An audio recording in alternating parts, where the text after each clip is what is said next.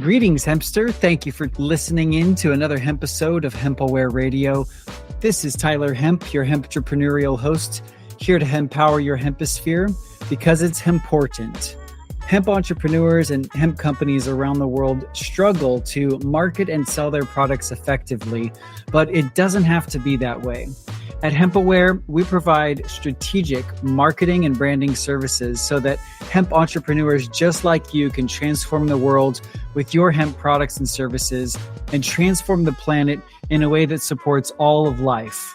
So if you're struggling to get traffic to your website or convert that traffic into ongoing sales, or if you're needing help with your website, marketing, or branding in any way, visit hempaware.com and check out some of the valuable resources that we've put together for hemp entrepreneurs and companies just like yours. On today's show, I'm honored to have a longtime buddy and one of the OG hempsters. His name is Ron Alcalay. I like to call him Ronnie. And he is the creator of a lifestyle and hemp clothing brand called Vital Hemp, based out of Southern California. And their mission is to introduce people to the superior qualities of hemp by producing the most comfortable, healthy, and truly eco-friendly clothing on the planet. As a vital member of the sustainable business community, they were part of the groundswell that changed the antiquated laws re-legalizing the cultivation of industrial hemp in the USA so that we can all benefit from the myriad uses of this amazing plant, from food, plastics, clothing, paper, energy, fuel, medicine, and so much more. Vital Hemp introduces people to the superior qualities of hemp by producing the most comfortable, healthy, and sustainable hemp clothes possible. Hemp has come a long way, and so has Vital Hemp. From their first weekend stand on the Venice Boardwalk in 2003 to their journeys up and down the West Coast to green festivals in Denver and DC and back to Sedona, Joshua Tree, and their old shop on Main Street in Santa Monica. All I can say is wow, and express my gratitude for Ronnie for being such an inspiration for so many people and for making this world a greener, more sustainable, and hempy place. So Hempster, as you very well know, it's been far too long since hemp was known for what it really is, an essential solution for food, homes, clothing, plastics, energy, medicine, and fuel, and so much more. So if you're ready to take your hemp game to the next level and learn some things about how you can do better with your hemp business, then you're going to love this hemp episode. So with that said, I'd like to welcome my good buddy and longtime hempster, Ronnie Alcalay, to the show. Thank you so much for joining me on this hemp episode. I appreciate you being here, brother. Thank you, Tyler. Thanks so much. It's always good to see your face. It warms my heart. Right on. And we've known each other, gosh, I think probably close to 18 years. You've been doing this over 20 years now. But I don't think I have ever asked you, what did you do before you got into hemp and before you created your own hemp company with Vital Hemp? What is your background? What is your expertise? Sure. Well, I was the eldest son of two Jewish immigrants. My father from Bulgaria, he was a quantum physicist. My mother from Mexico, from Polish ancestry, and they met on a blind date here in LA. I was kind of the straight son until I started smoking weed in the summer between 7th and 8th grade and grew little plants just beyond the backyard, which my brother saw me doing and ratted me out to my mom. And even though I told him it was a science experiment, and he's like, Mom, what's Ronnie's science experiment? But anyway, so they weren't too pleased. And they basically sent me to an all-boys prep school called the Harvard School, now Harvard Westlake. And from there, I went to Brown, and I did all the things that, the eldest son is supposed to do. I graduated magna cum laude, a double degree, and then I went to graduate school. Well, I thought I'd be a lawyer, but I ended up working in a law firm and realizing that wasn't for me and that it would kill my soul. I knew I was a writer from probably 8th grade. I decided to go into a master's and PhD program at Berkeley. with master's in creative writing and PhD in English and American literature. My idea was that I hadn't really, even though it was one of my majors in college was comp lit, I felt like I hadn't read enough novels. And I really wanted to become an expert in writing stories. And I felt that the only way to do that was to just consume more stories. So I did my master's in creative writing, my PhD in English and American literature. It took 10 years. Along the way, I taught 6 of those years at Berkeley. I developed an expertise in teaching writing and also in the literature of the 19th and 20th century in America, in the US. So I focused on post-World War II fiction and film. I also taught film history for many years. So at Berkeley, at San Francisco State, I lectured in the film history department there and in the film department. And then I moved down here.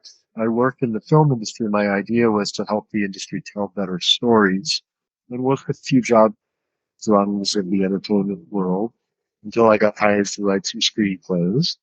And then I went back to teaching at AFI, later at Loyola, with 3.5 year stint working as a grant writer for the Children's Nature Institute, which is a nonprofit that served about 20,000 kids and parents and teachers every year, bringing them out from the poorest neighborhoods of Los Angeles, landlocked neighborhoods. We would rent buses. We had trained walk leaders who went through a week-long training program on how to provide interactive, multisensory nature experiences to the youngest children from pre-K to third grade, when kids' minds are really developing and when their attitudes are forming. And I learned so much about how important being exposed to nature can be. I took it for granted because I grew up on the wild edge of LA, Pacific Palisades, that a lot of these kids have never even seen the beach or walked on uneven ground. And those experiences form neural networks in the brains of kids, which are super important. And also combined with the lesson plans where we pretended we were trees or birds and sang songs and smelled things and interacted with nature. Their impulse was if they see ants, they just want to kill them. And we would say, no, this is their home. How would you like it if a big giant came and stomped on you in your home? And so, developing empathy for these kids so that they're starting to see that every species has a place and a function in this world, and to have developed feelings of respect and responsibility for the natural world because we're intertwined, and the fate of humans is intertwined with the fate of other species. So my expertise, I did some stints as a professional writer, writing screenplays, music video treatments, commercial treatments, you name it, I wrote it. And I'm still doing that. I just this morning wrote a holiday newsletter for the largest post-production company in town.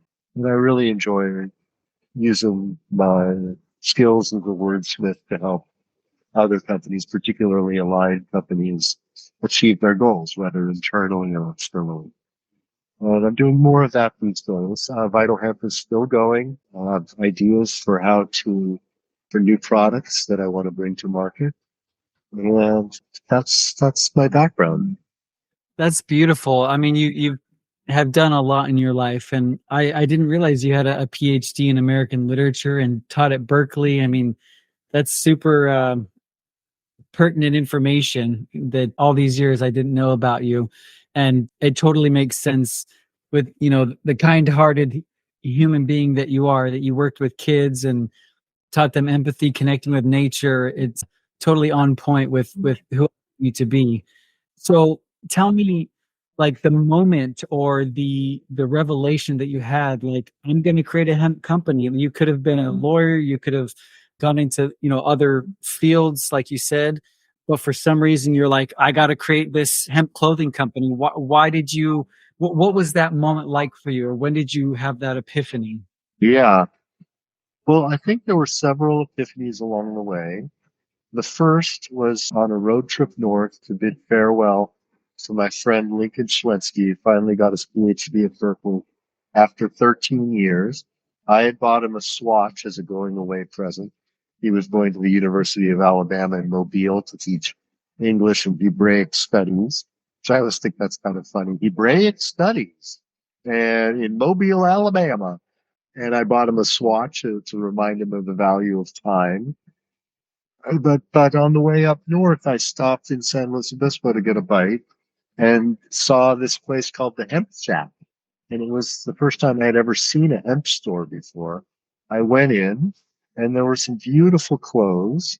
And I remember feeling the hemp linen shirts and thinking, you know, this feels like it was made from plants. And it was the first time in my mind that I connected the idea that clothes can be made from plants. That when we're walking, even that when we're walking around in our cotton, it actually comes from the earth. It's plant matter. But with the hemp, because of the nature of the linen and the long fibers, it was really clear to me that this was like walking around wearing plants.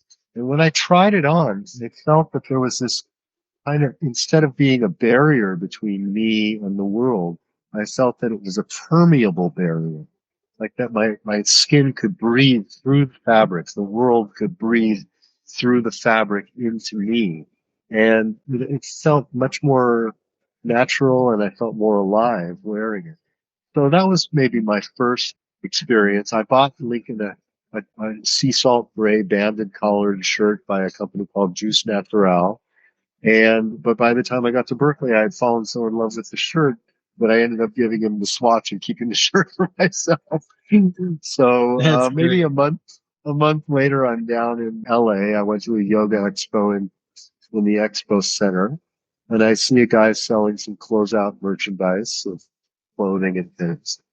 And so there's some hemp pieces, and I said, "Hey, do you know where I can get any more clothes by this company called Juice Natural?" He said, "Oh yeah, it's a long story, but they were the leaders in the high-end hemp clothing business in the 90s, and they divorced and they dissolved the company." So, wow. Well, do you know where I might get some closeouts? And so, yeah, there's this guy named Jeff. He opened a hemp store on just off the Windward Circle, and I think he bought all their closeout stuff. I said, "Oh, well, that's cool. That's not far from where I live."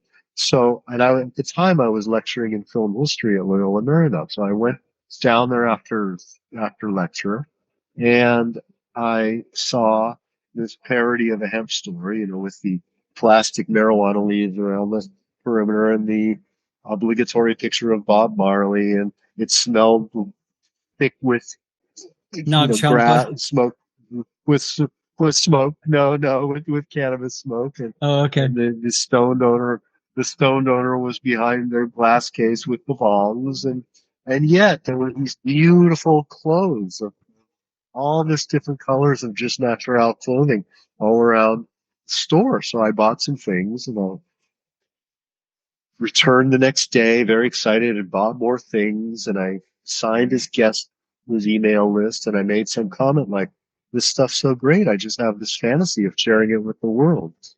So about a week later, I'm in my flat in Los Feliz, and I'm preparing a lecture on Francois Truffaut or Italian neorealism. I forget which one's on my Zenith laptop with the green little letters. Tell you when it was. It was 2002, actually. And I get this email, and it's just like a one-line email from this guy. It says, "I'd like to discuss the possibility of going into the hemp business with you." So here I was, an academic, and suddenly I get this email, and I remember going into one of those moments where I just looked up and to the right, and I think my eyes were open, but this whole potential future sort of unrolled like a movie in front of me, one that I had never seen before. And it was interesting. I was like, wow, could I do this? At the time I was lecturing, I just felt I'd seen an inconvenient truth. And I felt like there's more that this world wants from me than to be standing on a podium, in front of 125 filmmakers and lecturing about the, creative achievements of mostly dead white men. I think that this world needs me to do more and to fight for healthy environments and healthy ecosystems. And so in this moment, I kind of had a vision that could be possible through hemp clothing. So I wrote back and I said, yeah, let's meet. And so we met and he said, I want to start a wholesale hemp clothing company. He said, what do you think we'd need? I said, well, I think we need a name and a website. We might need a partnership agreement to figure out our roles and responsibilities.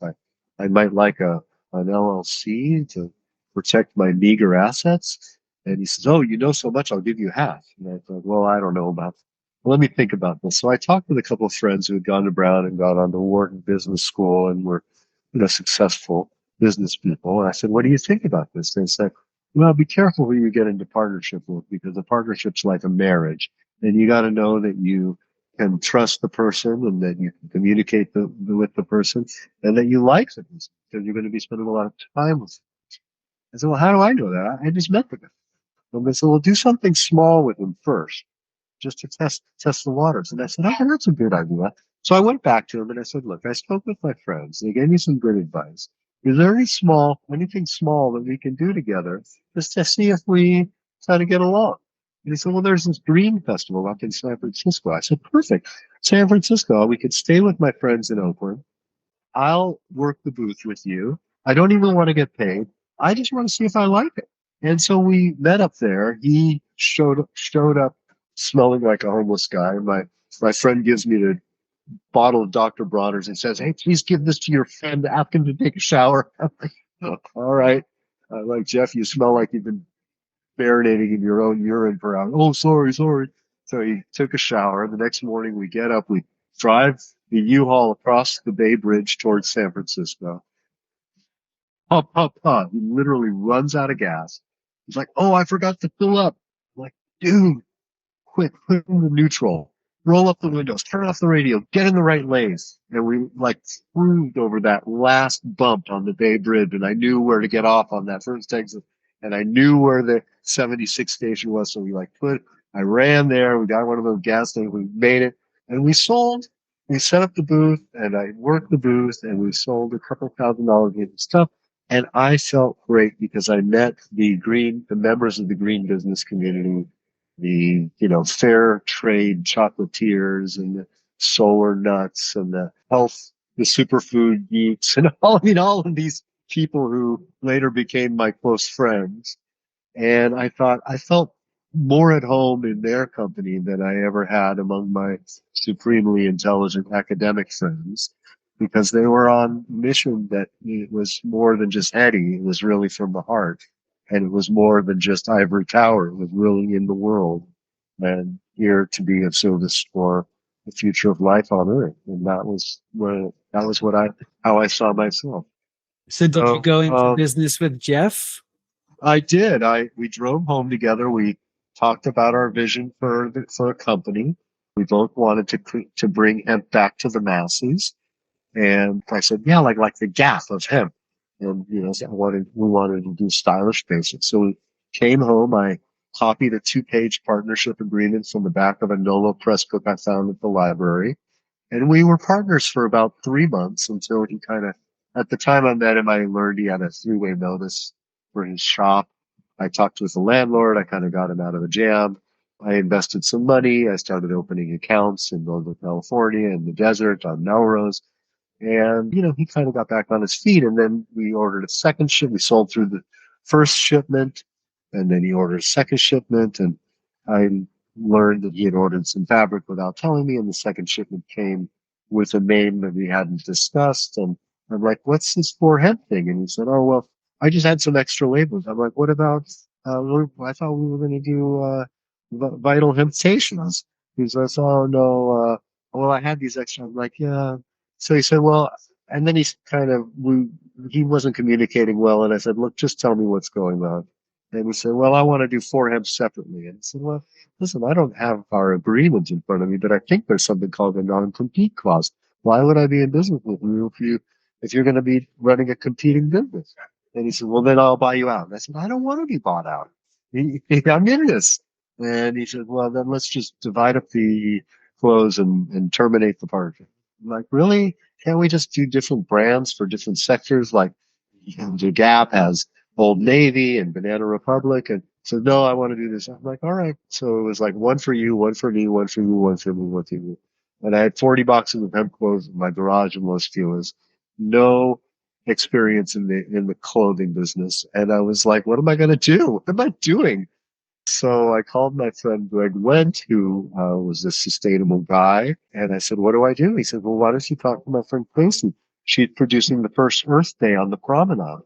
And I think it's going on in about a week. This was in April. I said, great. I called Casey. She said, yes, sir. Just bring a check for $125.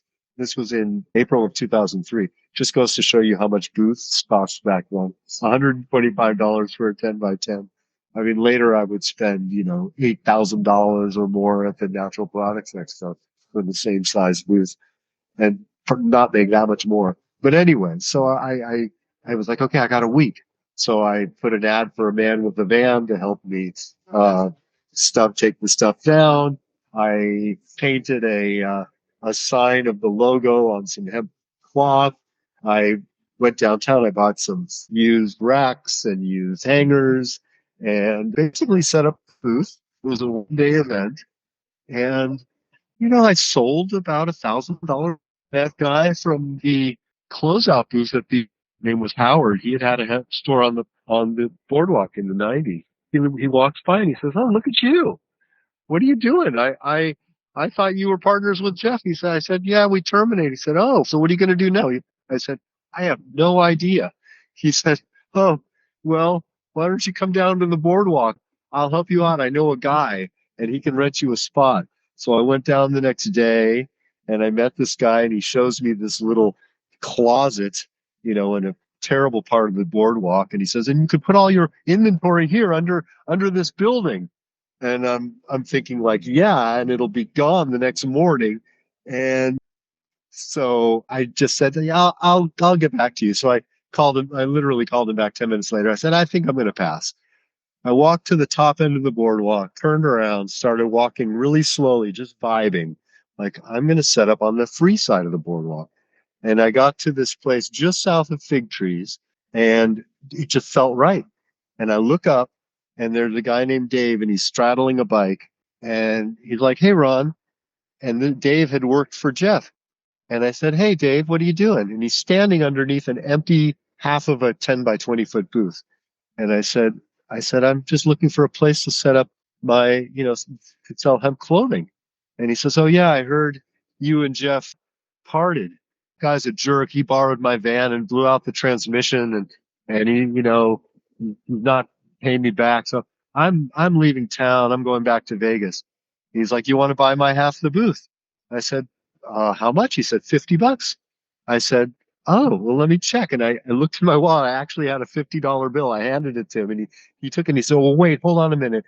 I share the booth with Marianne, who was in the other 10 by 10.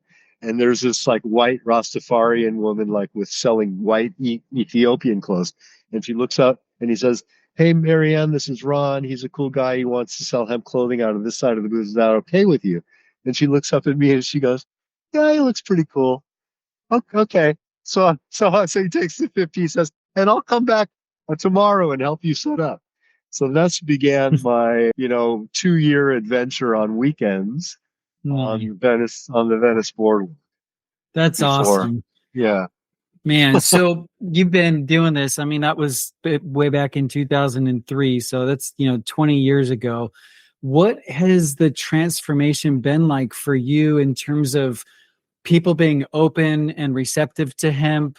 I mean, obviously being in Venice, I'm sure from the very beginning you had people that were gung ho about what you had to offer, but I'm sure you've encountered the people asking if they can smoke your clothing and just the Yeah. overall, the negative perception of hemp being cannabis. What has your experience been seeing the transformation over these years? Well, yeah, I haven't experienced too much outright negativity. I've experienced a bunch of stereotypes. I created the term hemp education, and on the back of all my hang tags and business cards, I have several facts of hemp education, mostly gleaned from the Emperor Wears No Clout no clothes. And anyway, so when people would say, "Hey, if I wear out my clothes, can I smoke them?"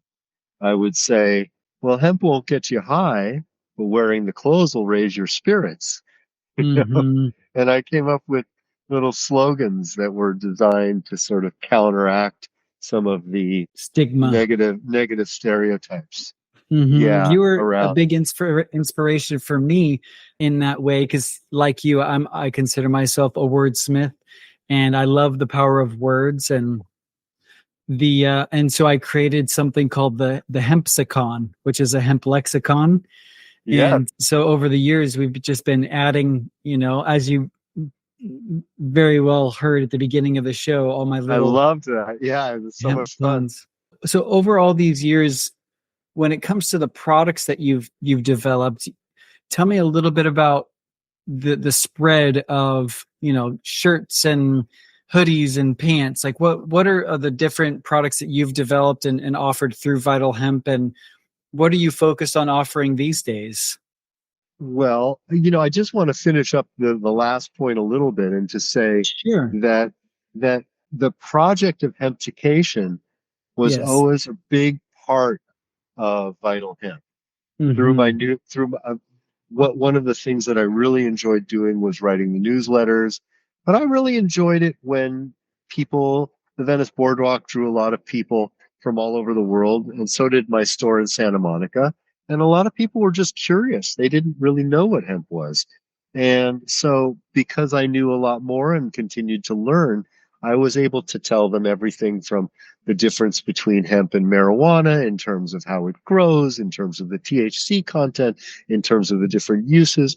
I was able to tell them about all the different uses of hemp, both historically and currently, turn them on to the ideas of hemp bioplastic, hemp building materials, and then put them in a hemp shirt and tell them about the benefits of hemp fabrics, both from the antimicrobial perspective and the breathing, the durability, the way it wears in.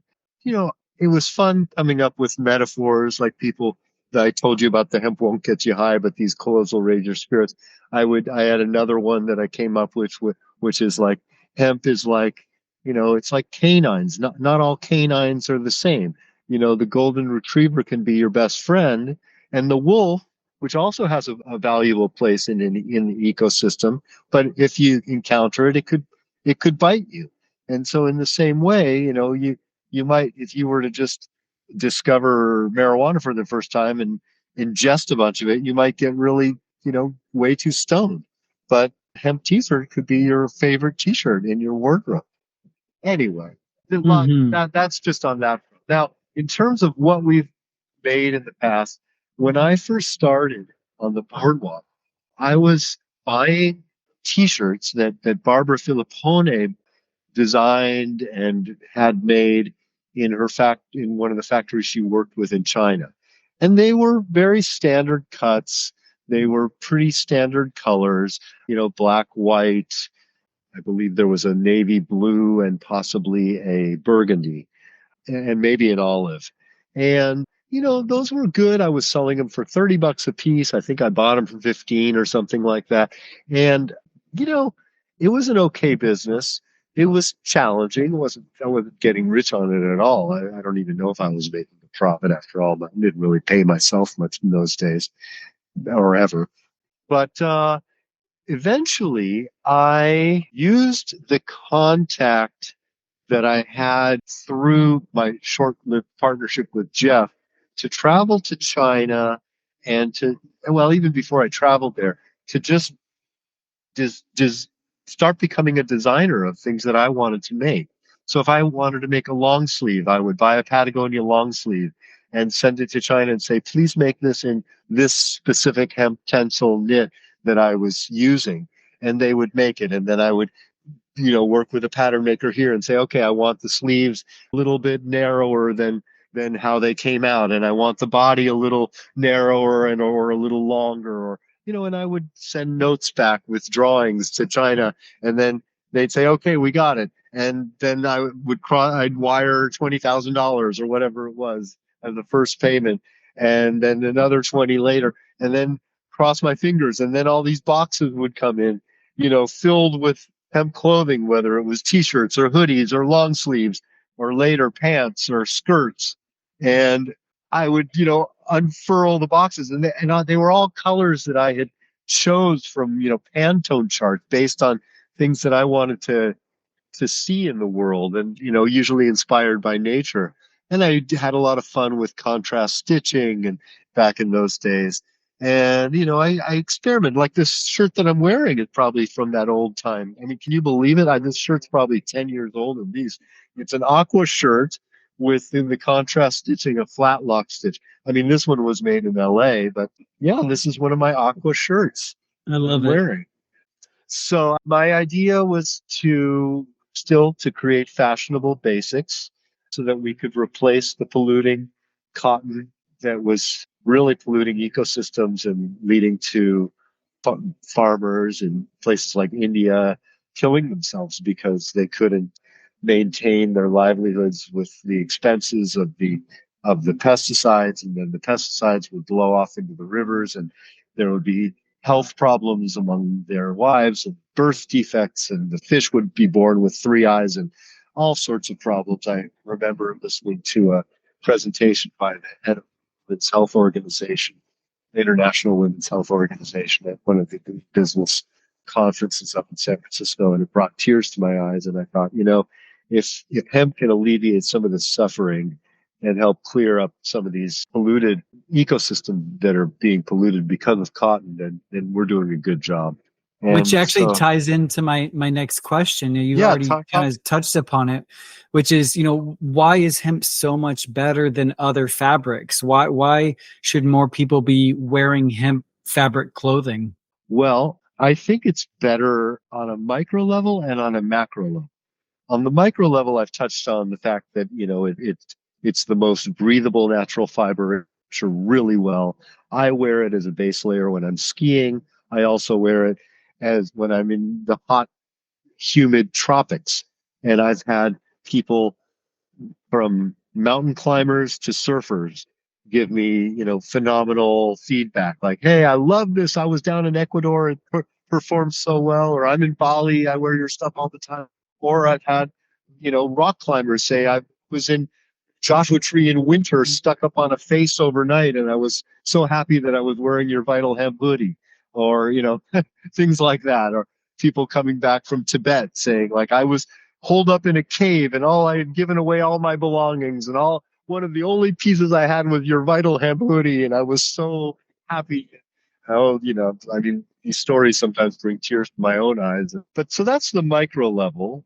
The macro level is that, unlike cotton, that is pesticide intensive, except for organic cotton, but that accounts for such a tiny little part overall cotton production in the world.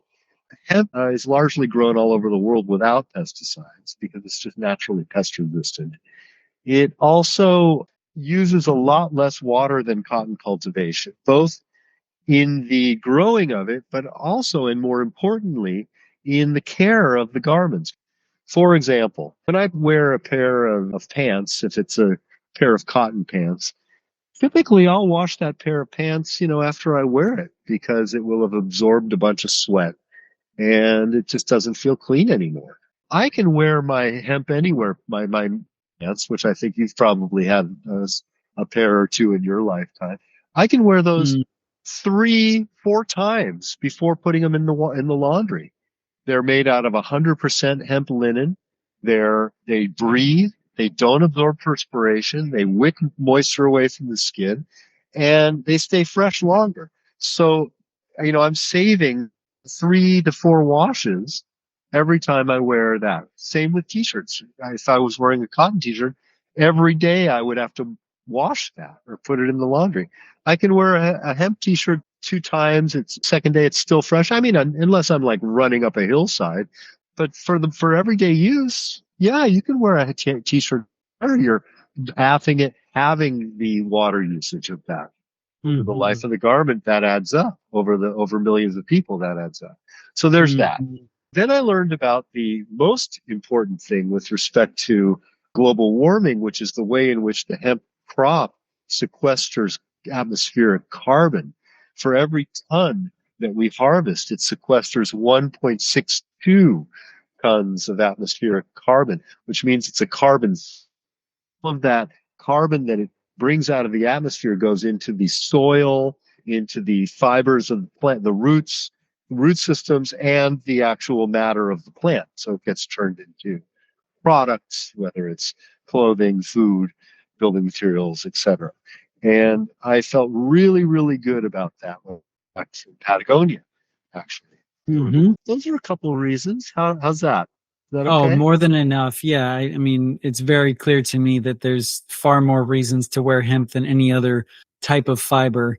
So to kind of shift gears here and Sure, get more into the hemptrepreneurial aspect of your life, it's sure. not easy being an entrepreneur, let alone a hemptrepreneur.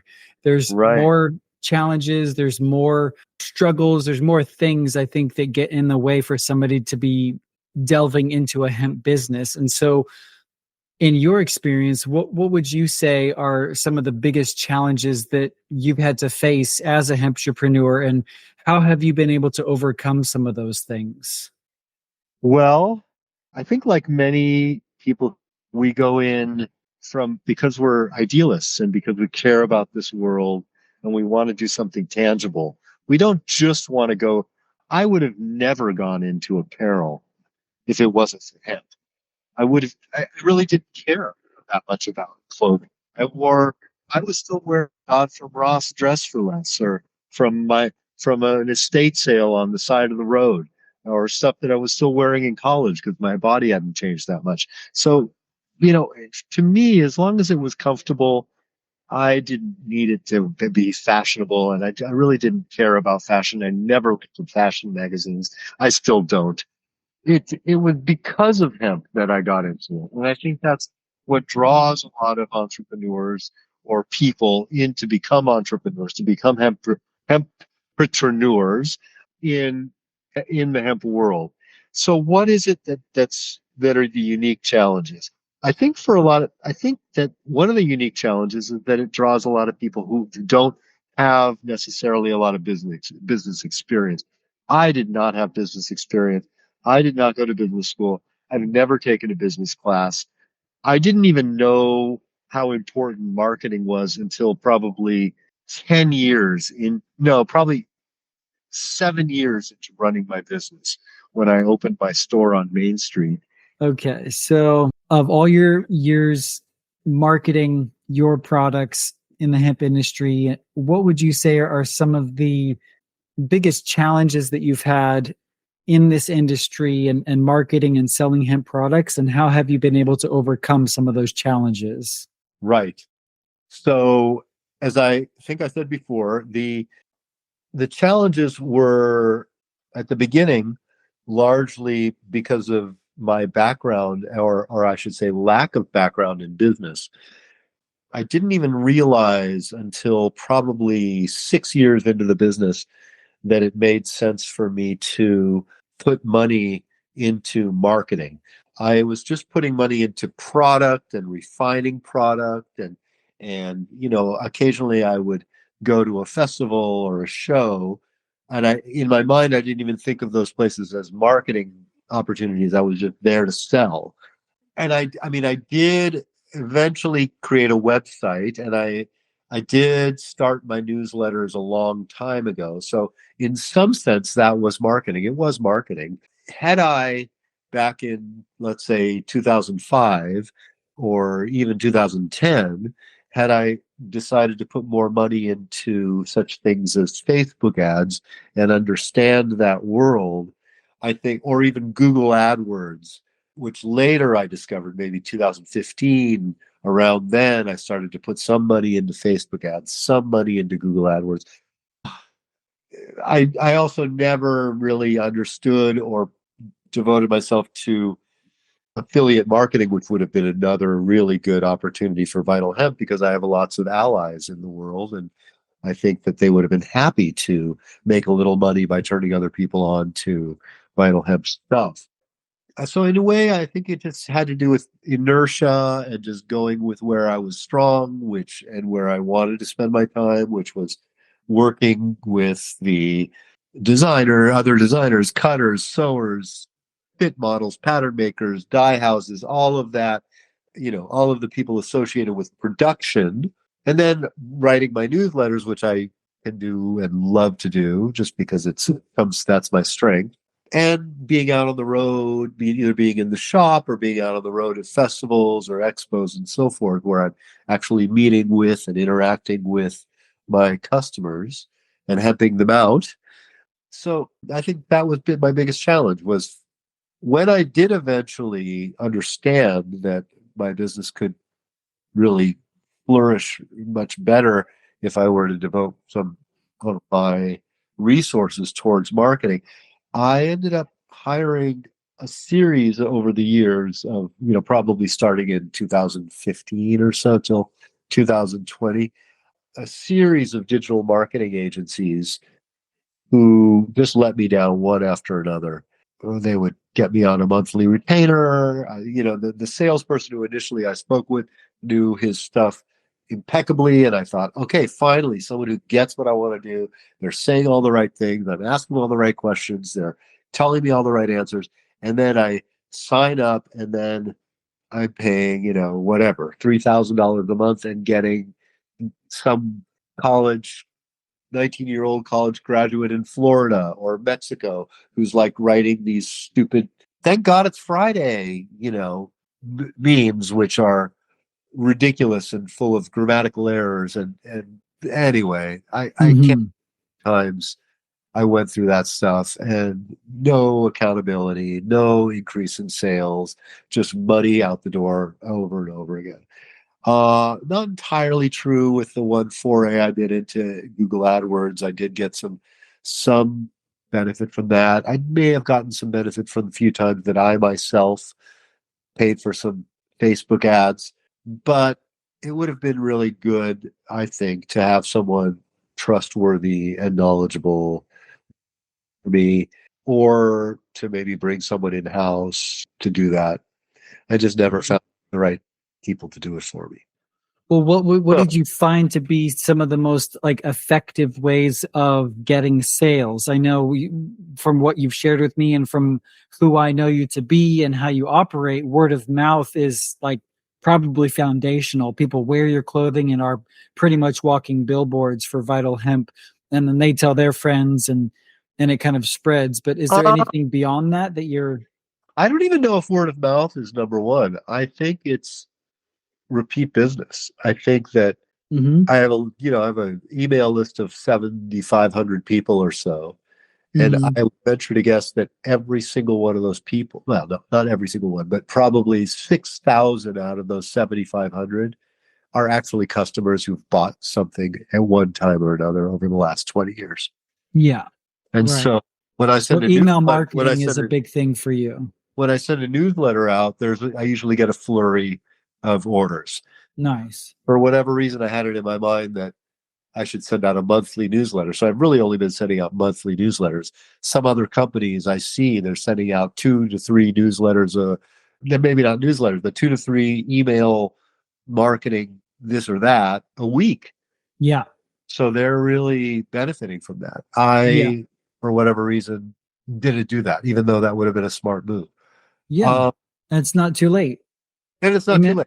And Yeah. I'm in a point of transition in a way because I'm not sure how Vital Hemp's been a bit in hibernation since we closed the store at the beginning of the pandemic. And I've not really produced anything since the beginning of the pandemic. I've just been selling off existing inventory, and inventory levels are very low right now. I mean, and I just got very tired of running the business all by myself.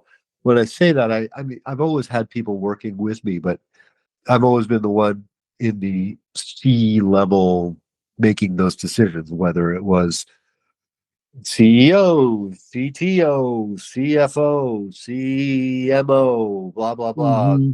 technology. I mean, making decisions that I wasn't actually that qualified to make. And the few times when I did hire someone to take over those hats, they might work for a while and help me make some good decisions, and then for whatever reason, they might leave or I might let them go. And then I would be left with sometimes with systems I didn't understand, sometimes with systems that were half made, sometimes with systems that didn't integrate with other systems and so forth. So you're saying marketing for you has at the core been repeat business, sending out your monthly newsletter, word of And mouth, showing up at events. live And events. Yeah. also what's interesting is that I had a pretty decent business. Part of my business was making custom orders for other companies. So Hmm. whether that was early on, raw food restaurant called Leaf Cuisine. My friend Rod loved my shirts. He's like, "Hey, we need shirts for our team and our customers." And so I think he might have been my first custom order customer. He chose the Hmm. color, he had a new logo. I made it. I took it downtown. I had it printed, blah, blah, blah. That was first one. Next one might have been early one was John Rulak from Nutiva.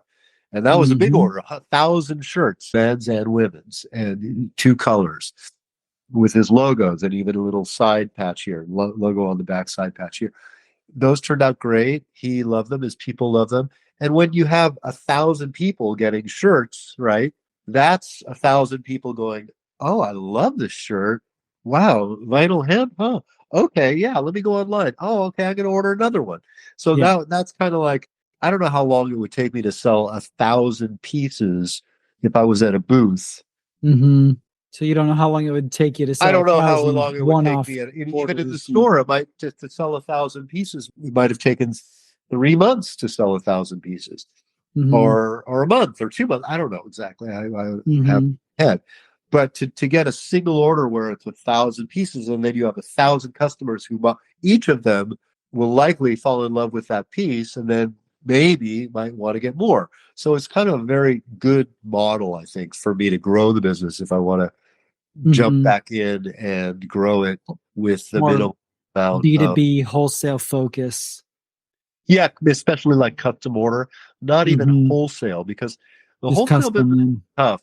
Wholesale owners, especially of boutiques, they're operating with limited budgets. They want to place limited orders targeted to their customers, and they're very finicky. Like they get something and it does, "Oh, can I return this, can I this, okay, Mike." They want everything at wholesale, so you're not making the margins, plus Hmm. you're dealing with someone who's as finicky, if not more finicky, than your average retail customer. So it just Hmm. didn't work for me. Right. I did it for many, many years. I loved Sure. my wholesale customers, and I loved the fact that there was someone in from Mexico to Seattle. There were stores selling my stuff, Yeah. and on the East Coast and all over. I loved that, and I loved visiting those stores and meeting the owners and supporting them as best I could. From a business perspective, it wasn't the easiest for me to do.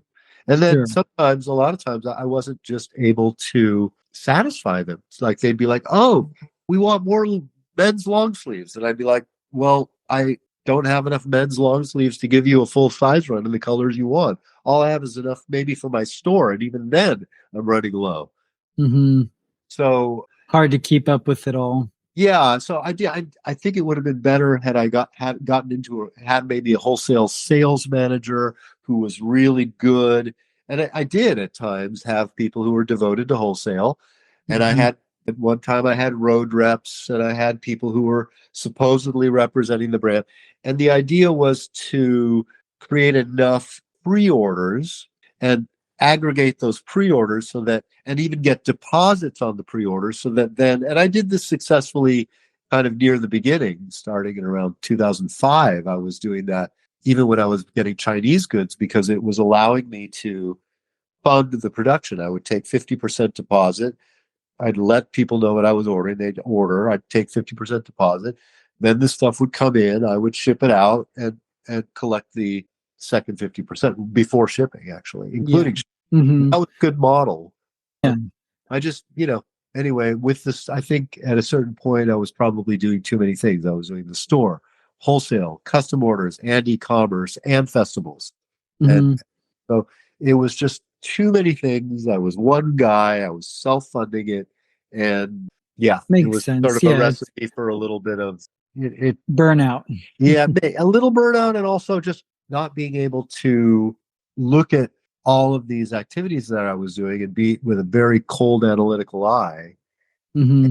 at the numbers and go, okay, does it really make sense to be doing wholesale? Does it really make sense to be going to this festival considering the costs?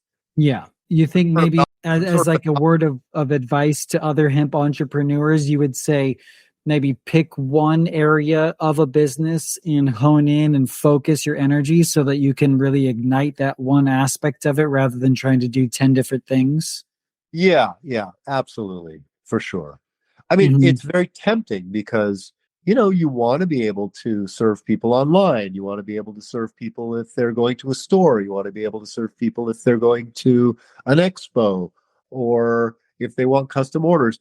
But unless you have the staff to help you manage and integrate all of those different sectors of your business into one model and to coldly assess like what's performing, what's not, and then to make decisions based on those things. Same with, I mean, I'm an optimist, right? And I like to try new things. So I always thought, well, maybe doing the wholesale will eventually grow their business too, and then they'll order more the next time. Hmm. Or in terms of production, maybe it would have been better for me to stick to t-shirts and hoodies and pants for a while before venturing into long dresses and short dresses and you know whatever beanies and hemkins and everything else that I did. Yeah. What I call it chasing all the, Henleys, button downs, long sleeve, short sleeve, shorts. I mean, you name it, right? yeah. And there were many, many, many more things that I wanted to do that customers were asking for, any one of which could have been a success. But the problem is that when you spread yourself too thin, as I did, and you don't have the resources to thicken the ice, so to speak, to support you, you can fall through. There's some thin Hmm. areas, and then they become kind of dangerous areas like, oh, well, is this whole Hmm. thing just going to cave in, or what do I do now? I got to, I can't really Hmm. support this area anymore because it's too thin. I can't support that area anymore. It's too thin. So got to skate over to the thick areas, Yeah. I call it the for hemp entrepreneurs, it's the curse of too many hemp opportunities. There you go. There So you go. to kind of shift gears here, I just have a few more questions. Sure. So I first of all really appreciate you and everything that you've done in the industry, and I want to kind of focus in specifically on Vital Hemp products and what makes them unique, what makes them different from other hemp clothing products on the market. What is different about your products and what makes them unique? Initially, my vision for the brand was to create stylish, comfortable, affordable hemp clothing and ultimately made in the USA. So I think that the first distinguishing feature from some brands is that some brands are still made overseas. Many have returned home, and I'm happy about that. But ever since 2010, we've been manufacturing here in LA. And I'm the designer in effect, and I have been since the beginning. Since the beginning when I started designing, not in the first couple of years when I was just selling other people's stuff, but for the last 18 years, I've been the designer. And I've worked with family owned businesses in Los Angeles. And I've always attempted to source the very, very best quality materials and to work with the very, very best contractors. And it took me a while to find those. For example, if the knits that I was getting were shrinking too much or would develop holes or whatever it was, I would switch and I would find a different manufacturer. And ultimately, I ended up making my knits in LA, like actually from yarn. I found somewhere that would just import the yarn. We'd make the fabric in LA. And it's a really, really, and so it's so stable and so good. I took probably like a 4 mile hike today. I'm still wearing the shirt and it doesn't even smell because it was wicking the whole time. And hemp has these great antimicrobial qualities. So there's that. Best sewers, best dye house, best cutters, finishing, all of that. I really have. When I made my Anywhere pants, I used American-made thread. Who uses American-made thread? No one, I guarantee you, uses American-made thread because it's so much more expensive than the Chinese-made thread or thread made anywhere else in the world. I tried to minimize the use of plastic. Like I never went into the recycled plastic blends. I just think plastic, there's a myth that plastic is recyclable. Most of it, above 90% of it, never gets recycled. Mm-hmm. And because people think that it can be recycled, it just gives permission to make more and more things out of plastic. Oh, I'll just recycle these bottles. I'll recycle these containers. I'll recycle. And it just ends up going into landfill, eventually gets into the ocean, but everywhere else. And it's horrible. It's just clogging up the arteries of the planet and the lungs of the planet, and the ocean being one of the major ones, and very harmful. So I never wanted to participate in the plastic thing. I don't even think recycled plastic's a good solution at all. Maybe if they're taking stuff out of the oceans and then recycling that, fine. But any new product, recycling, forget it. Just let's not make it. Let's go to a zero plastic model of Mm-hmm. manufacturing. Mm-hmm. Unless that plastic is made with biomass Mm-hmm. or polymers. I know that's not right on the horizon, but we're there. We're getting close. Okay. Second thing is, I was one of the first people to just really invest in 100% hemp stuff. I'm not saying I'm the first. I mean, the company that came before me, Juice Natural, they had a lot of heavier 100% shirts and some 100% pants made in China. I really liked using the 100% hemp linen fabric for my shirting and pants. And I just think it's such a great fabric. And people have loved my Anywhere pants, both the men's Anywhere pants and the women's Anywhere pants, for decades now. So I just keep making them when I can. I'm totally out of the men's ones except for small and double extra large. But I have women's still in most size runs, in most of the sizes, in most of the colors, not all at this point.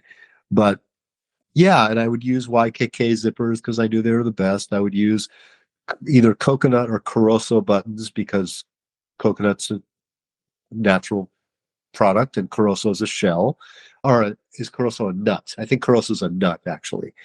So again, just reducing plastic, using the best quality, What else? I know one thing. What? Oh, the colors. Yeah, the colors is definitely unique. You're using hemp and tencel. You're blending with. No. Not anymore. I used hemp. I was one of the early ones. I mean, Barbara developed that fabric. Like your knit fabrics, the jersey knit, is that a hemp and organic cotton, or what is it? Hemp and organic cotton. Okay, yeah. Nice. It's a hemp and organic cotton. It's a 55-45. It's a really nice weight. Mm-hmm. I garment dye everything rather than piece dyeing, so everything is pre-shrunk. Yeah, and I spend a lot of time with fit. People really like my fits. Whether it's, I can't tell you when I wanted to make a wrap dress, I probably went through so many iterations of that wrap dress till I got it just right. And then people loved it and I sold out. I maybe made it one more time after that. I don't know why I didn't continue making it. I guess it's just bandwidth. Maybe I didn't have enough money to fund production at that point for more. But yeah, I really, really concentrate on fit. My background, as I mentioned to you, is in writing and literature, and in this, I put as much care into the fit, into sort of nailing the fit of things as I do with making sure that I've proofread an essay that I'm going to put in the world or something like that. There are times when where there are surprises, and maybe the sleeves come out too long because the shrink test was different than what ultimately happened in production. Mm-hmm. And I've had to adjust. Sometimes I've had to shorten sleeves, or sometimes I've had to somehow make things work or size down or do something. Rarely, but it happens. Not everything is perfect. Yeah. I'm more proud of certain styles than I am of others. I made a hemp Henley a couple years ago, and I thought, oh, this is going to be so cool. It's a Henley hoodie, and It's got the buttons. It ended up a little boxier than I would have liked and a little shorter than I would have liked. I still wear it. There's still people who love it and buy it, but it wasn't like one of those, like the regular hoodie where people just, where I sell out very quickly because that's a staple that people just want.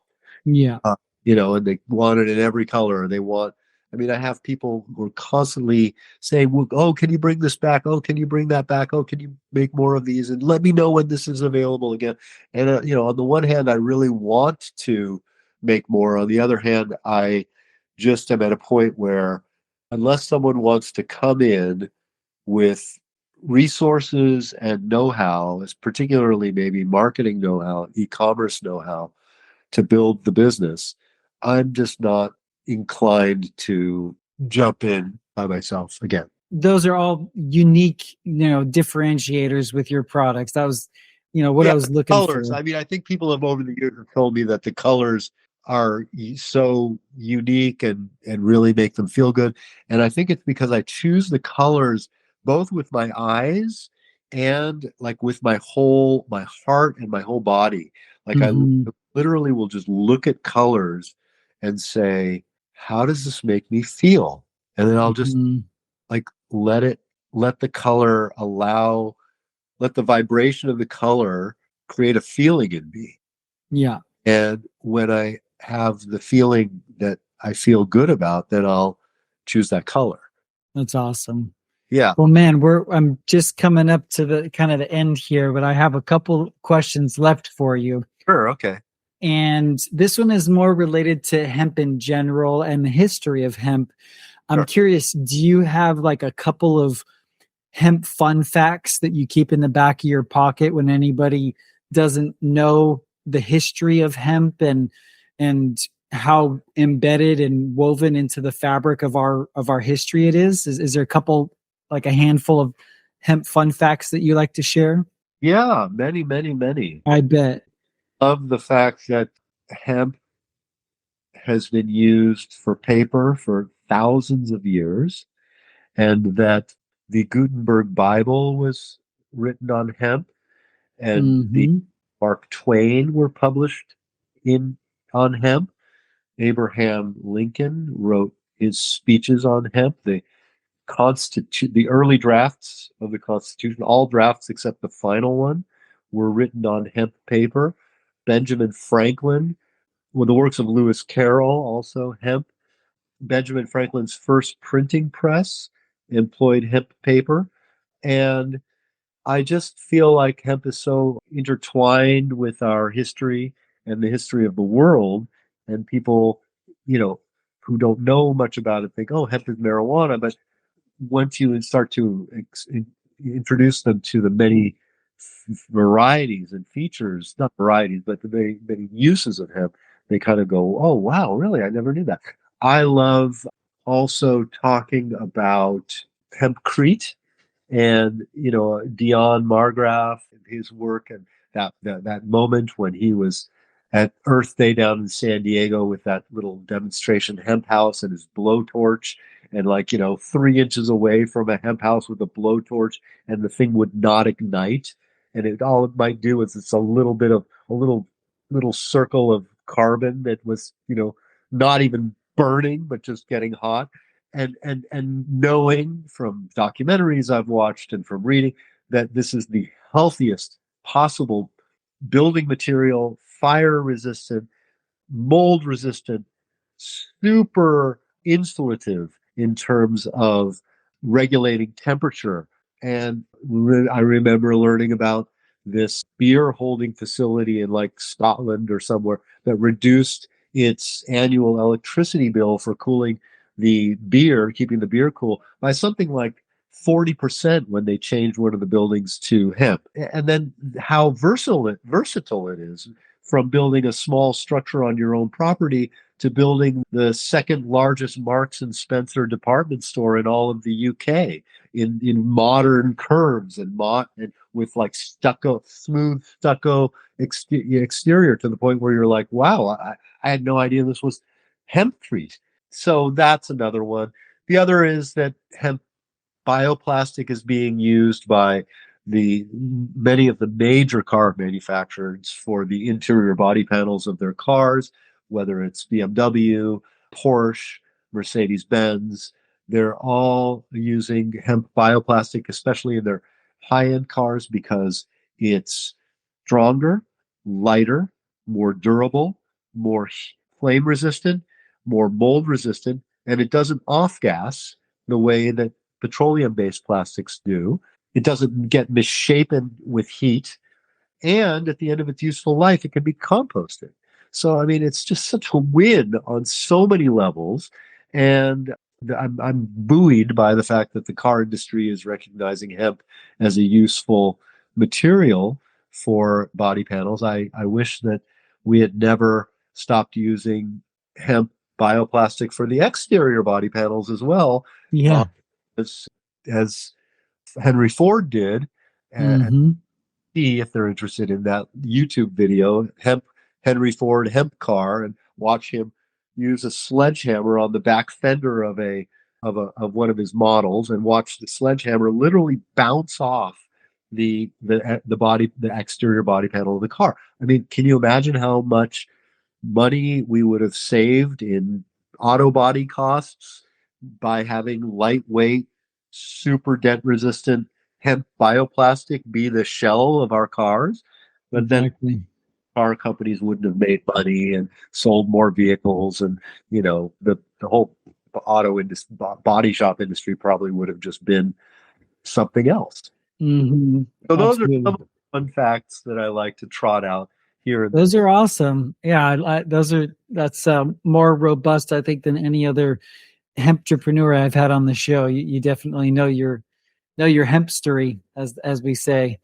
yes. So my last two questions are: number one, how can people learn more about Vital Hemp? Where can they find you? I know you said you don't have your physical store, but you definitely have your website. How can people order some of your products and learn more about what you're up to on the socials and all of that? Yeah, vitalhemp.com is the website. If they want to keep up with what's happening with the company, just sign up for the newsletter. And at least once a month, I hope to let you know what's going on. If there are any potential investors or partners out there who want to resources and know-how and believe in the mission and believe they can help scale it, I'm open to having conversations, and you can just find me, shoot me an email through the website. We do have an Instagram page. I don't think it's super active. Well, I think we post a little bit more on Facebook. Those are basically the ways people can find me. But if they want to buy something from what we have left at this point, find us on vitalhemp.com. Any more? So my final question is: imagine you were standing on a world stage and you were literally addressing every human being on the planet, and you could, within 60 seconds, share one message with them, and it could be about hemp or it could be about anything at all. What would you want every human being in the world to know? I would want everybody to know that we live on an absolute miracle jewel of a planet that is abundant, resourceful, marvelous beyond our imagination to even comprehend. And it has everything here for us to live fruitfully, to live in peace and abundance, in harmony with all the other species with whom we share this planet. And I would like everybody to know that as a goal for humanity to continue to keep this planet vital, not just for us, but for all of the species that have as much right to be here as we do, that we think about how we can support these other species in their native ecosystems, whether that's hemp as a crop that serves beyond humans birds and enormous amounts of other species, or whether it's dolphins or insects or you name it. They are all or algae or plankton or coral. They are all part of this interconnected world in which we live, and that we as stewards and sort of high on the totem pole of consciousness and also high on the totem pole of potential and real destruction that we're causing, I believe we have a responsibility to respect the other life forms, to better understand how we are all related, and to learn how we can support the myriad life forms to work together in holistic ways to create abundance and peace and harmony for all the living beings on earth. And this will require some people earning less money, perhaps, exploiting people less, but it will ultimately be a much, much happier future, and one that is around for our children and grandchildren and for many generations, as at least 7, as our Native American brothers and sisters remind us, is to try to keep that vision in mind. And so I would say that's my message, Tyler. Amen. Well, I appreciate that. It's right in alignment with a book that I'm looking to publish early 2024. It's a working title, but the title is something like How Hemp Pays for Peace, and using this as our vehicle for creating more peace on earth. And I get that we may never get to a point where there's no wars and there's no destruction and fighting. Like, there's probably always going to be some level of that. But if we can create a deeper sense of health and wealth and true harmonious abundance with hemp as our vehicle, I do believe that we all, as a human family and all species, like you were saying, can experience more harmony and more peace as a result of hemp being at the center of what we're doing. So that's why you and I do what we do. And I really appreciate your insights and your wisdom and the experience that you've brought to this industry, and appreciate you being on this hemp episode of HempAware Radio.